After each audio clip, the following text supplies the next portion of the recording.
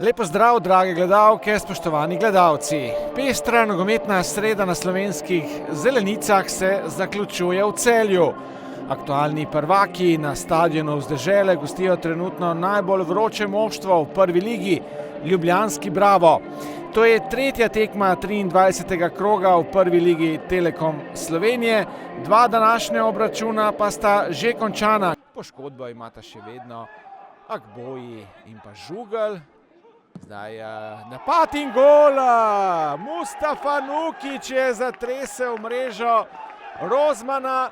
Bravo vodi v 7. minuti z 1-0.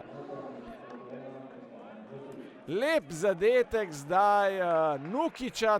Miru si je kupil s to zmago Jarošik. No, videli bomo. Zdaj priložnost za domače. Bravo vodi proti Celju z 1-0, strelec gola v 7. minuti Mustafa Nukić. Kuzmanović pri žogi, podaja v sredino, priložnost za Celje. Tako pa je tudi povprečje enajsterice Brava, malce manj kot 24 let.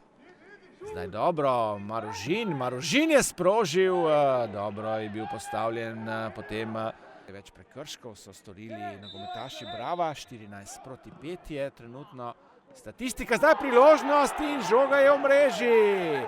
Strelec pa domači kapetan Josip Čalušić. Zdaj so izkoristili prekinitev Celjani in prišli v 53. minuti do izenačenja na 1-1.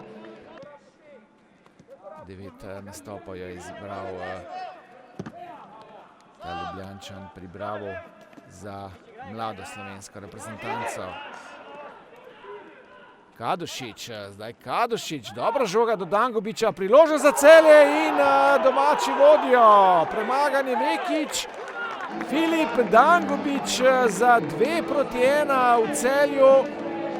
No, zdaj so domači v drugem polčasu zrežirali preobrat.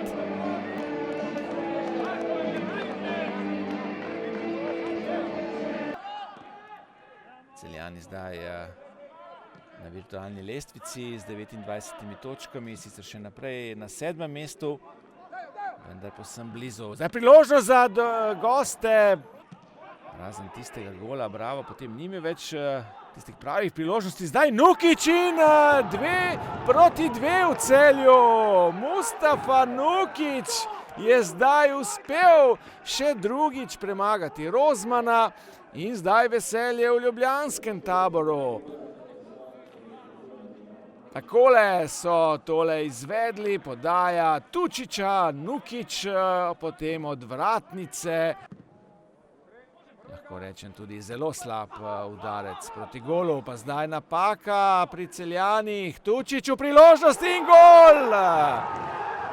Milan Tučić, nov preobrat v Celjski areni, na Celjski zelenici, po preobratu domačih, zdaj preobrat Brava. Bravo vodi znova v Celju.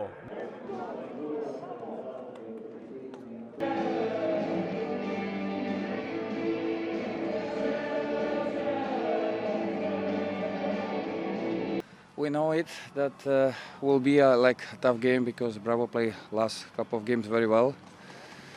But what can I say? Football is sometimes nice, sometimes not. Today I can say that we play not bad, but we lost and I don't have words now for that.